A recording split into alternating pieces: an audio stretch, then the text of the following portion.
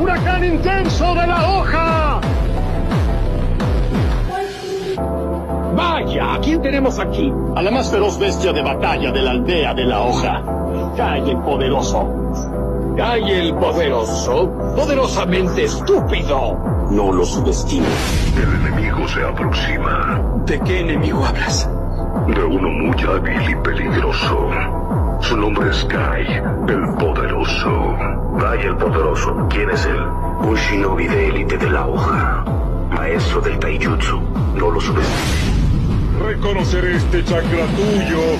De todos los que han luchado contra mí a lo largo de los años, no hay nadie que te supere en taijutsu. Yo, Madara, declaro que eres el más fuerte de todos.